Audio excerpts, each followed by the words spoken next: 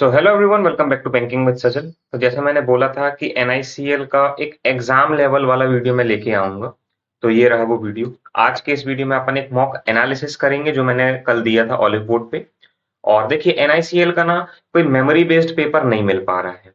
तो मैंने 3-4 mock test लगाए और जो मैंने 2024 में दिया था, देखिए इतना तो दिमाग में आप रखिएगा कि आप जैसे मान लीजिए अगर 2024 में जो हमारा पेपर का लेवल था, उससे तो ऑब्वियस सी बात है कि बढ़ के आएगा। अगर लेवल सेम रहता है तो कट ऑफ आपका 90 टच करेगा, क्योंकि हर साल कंपटीशन बढ़ता है ना। तो उस हिसाब से चीजें काम करती हैं। तो मुझे 2024 के एग्जाम लेवल से हल्का सा ऊपर, मतलब हल्का सा वो मॉक टेस्ट मुझे मिला, तो वो मैं आपके सामने लेके आया हूं। और ये ऑलिव बोर्ड का है और प्रैक्टिस मॉक, ये दोनों के मैंने दिया था और ये दोनों बहुत अच्छे हैं। पर्टिकुलर इस एग्जाम के लिए बता रहा हूँ। गाइडली का दिया था तो वो तो भाई थोड़ा सा टफ निकल गया था, है ना। तो चलिए इसे देखते हैं। इसमें मेरे मार्क्स बने हैं 81.75, रैंक आई है 634 5000 में से, परसेंटाइल है 89.2, 93 अटेम्प्ट है। गलती हो गई इसमें एलआर में, 5 क्वेश्चन गलत हो गए हैं। देखिए एलआर इसमें ऐसा आता है कि आप 35 आउट ऑफ 35 स्कोर करेंगे, है ना। देखिए आप यहाँ पे देख भी सकते हैं कि परसेंटाइल मेरी यही बिगड़ी है ना। इंग्लिश में तो अच्छी है भाई, 29 किया था, 26 नंबर आ रहे हैं, बहुत अच्छा है। क्वांट्स में 30 किया था, एक गलत हो गया, 78 है, थोड़ा सा कम है। रीजनिंग में आपको दिखाता हूँ मेरे से क्या गलती हुई, जो होती नहीं है जनरली, लेकिन हो गई। तो अब चलते हैं अपन अपने आगे। ऐसी कुछ आरसी आपको वहां भी देखने मिलेगी। ऐसी कुछ से मेरा मतलब है स्टोरी बेस्ड वाली। यहाँ पे एक आरसी थी कि एक ऑब्जर्वेटरी रहती है, उससे जो पानी रहता है बरसात में इकट्ठा होके फिर समर के टाइम पे एक जगह आ जाता है पौंड में। ये वो वाली आरसी थी और ऐसी ही आएगी वहां पे। 8 से 9 क्वेश्चन आपको तो वहां देखने मिलेंगे आरसी के। उसके बाद नेक्स्ट जो चीज है, ये फिलिप्स। फिलिप्स थोड़े से कंफ्यूजिंग देखने मिलेंगे, लेकिन रहेंगे ऐसे कुछ लेवल के। जैसे आप यहाँ पे देखिए कि क्या था कि blank the children and the adults enjoyed the animated movie as it has a great story line and amazing visuals. अभी ऑप्शन मत देखना, पांचों ऑप्शन में से ना 4 आपके एलिमिनेट हो जाएंगे और एक सही निकलेगा। ऐसा ही होगा इस पेपर में भी। जैसे यहाँ पे बोथ दिख रहा था कि हाँ वो ही है, बाकी सब एलिमिनेट हो जाएंगे। ऑप्शन से एलिमिनेट आपसे करते आराम से बनेगा इस पेपर में। आप और देखते चलिए, ये ऐसे ही है, मतलब नॉर्मल आएंगे। पैरा जंबल, पैरा जंबल देखिए, पैरा जंबल यहाँ पे तो ये सेंटेंस थोड़े से बड़े हैं, हल्का सा हार्ड लेवल है। लेकिन देखो जैसा मैंने बोला ना कि भाई जरूरी नहीं है कि जो अपन 2024 वाला पेपर दें उसी से अपन इसका लेवल कंपेयर करें। लेवल 101% बढ़ेगा। तो क्या भरोसा पैरा जंबल अपन को इस लेवल का देखने मिल जाए जैसा यहाँ दिख रहा है ना। ये भी ऐसा ही था, स्टोरी बेस्ड ही वाला था। वहां भी आपको जितना मुझे लगता है ऐसा ही कुछ पैराजंबल आएगा कि कुछ क्रोनोलॉजिकली चलेगा, कुछ डेटा होगा जिसके बारे में शुरू से एंड तक बात होगी। बहुत ज्यादा हार्ड नहीं आने वाला है। लेकिन एकदम आप छोटा पैराजंबल एक्सपेक्ट मत करके जाइएगा, या फिर इस एग्जाम को वैसा मत समझना कि आया था 2024 में तो एकदम ही वैसा लेवल आ जाएगा, नहीं। थोड़ा तो लेवल बढ़ के आएगा। और आगे चलते हैं। ये वो है, क्या कहते हैं अपने, एरर डिटेक्शन। ये मेरे 2 गलत हुए हैं, एक मैंने छोड़ा हूं, ये मेरा सही हुआ है। एरर डिटेक्शन भी ऐसे ही आएंगे कि कुछ, है ना। एरर डिटेक्शन के बारे में तो खैर मुझे ज्यादा बात करनी भी नहीं चाहिए, क्योंकि I am not the right person. ये चीज कहाँ गई, लास्ट ईयर मेरे को अच्छे से ध्यान है, वहां पे ये जो मिस स्पेल्ड वर्ड है ना, ये 5 से 6 तक आपको देखने मिल सकते हैं। और कई बार मिस स्पेल्ड वर्ड आपको कंफ्यूज कर सकते हैं। सो वोकेबलरी की प्रैक्टिस थोड़ा सा इस पेपर के लिए हल्का लिख लिख के आपको करना पड़ेगा। चलिए और देखते हैं क्या है। हाँ, ये फ्रेज रिप्लेसमेंट है। फ्रेज रिप्लेसमेंट लेकिन आपको इजी देखेंगे, अपने ये आईबीपीएस पीओ एसबीआई पीओ जितने हार्ड नहीं आएंगे। यहां आप अटेम्प्ट कर सकते हैं। अब आते हैं अपन रीजनिंग पे।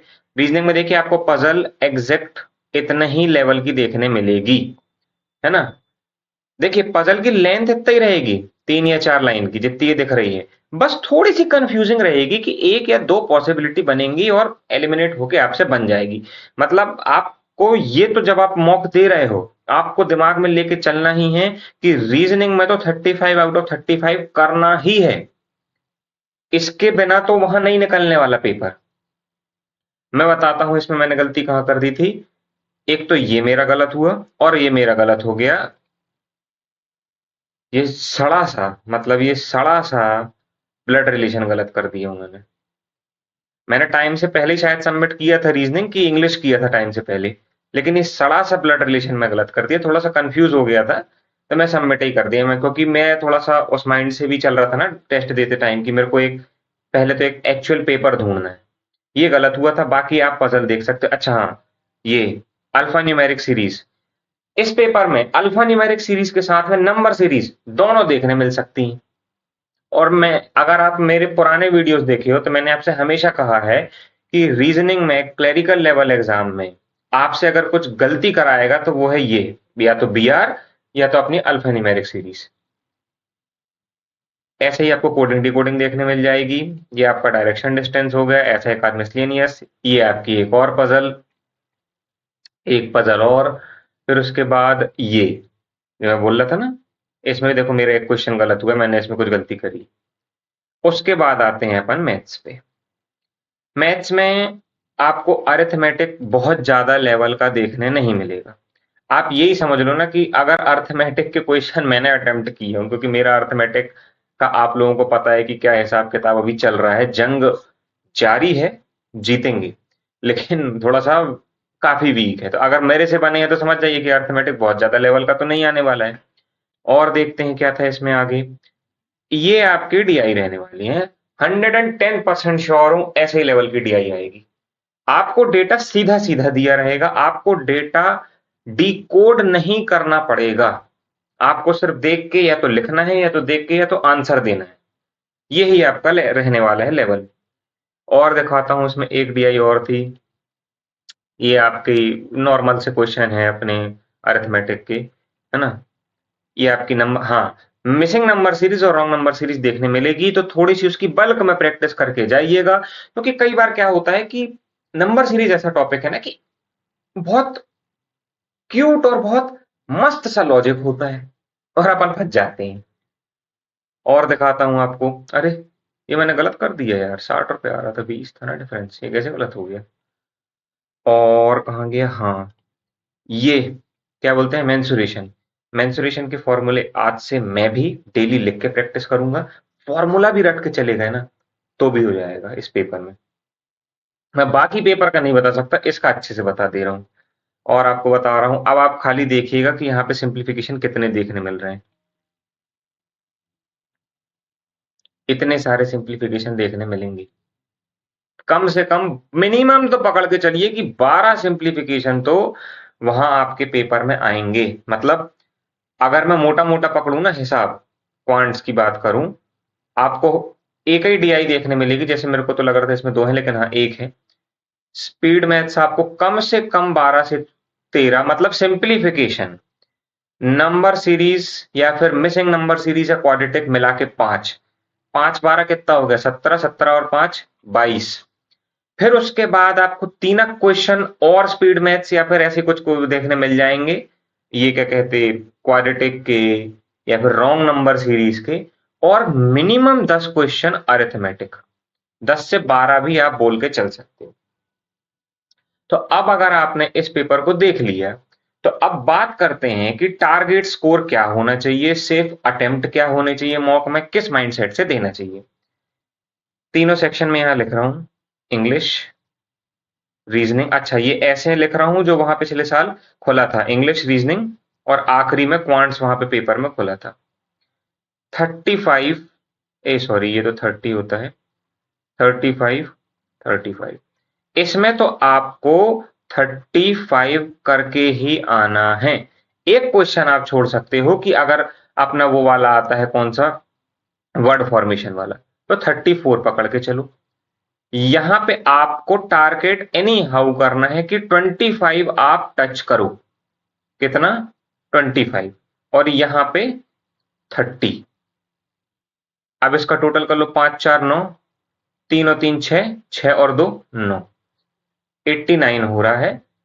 इसको 30 तक भी लाया जा सकता है, एक दो नंबर या तो यहां बढ़ा लो या तो एक दो नंबर यहां बढ़ा लो। तो आपको 90 तो मॉक में मतलब 95 अटेम्प्ट करोगे तब कहीं जाके आपके 90 आएंगे। और नॉर्मलाइजेशन इसमें अच्छा खासा लेवल पे होता है ना, क्योंकि मेरे को ध्यान है रीजनिंग में मैंने इसमें 34 किए थे और मेरे गलत नहीं थे, मैं श्योर था कि रीजनिंग गलत नहीं होगी, लेकिन मेरे कम हुए थे। इंग्लिश में मेरे नंबर बढ़े थे, तो नॉर्मलाइजेशन भी होता है। अब ये था आपके सामने एक एनआईसीएल असिस्टेंट प्रीलिम्स का एग्जैक्ट, मेरे हिसाब से मुझे ऐसा लगता है कि एग्जाम लेवल का मॉक था। आप में से जिसने इस मॉक को अटेम्प्ट किया होगा कमेंट सेक्शन में अपना स्कोर जरूर बताइएगा। तो मिलते हैं नेक्स्ट वीडियो में, और मेरा टेलीग्राम चैनल जरूर ज्वाइन कर लें।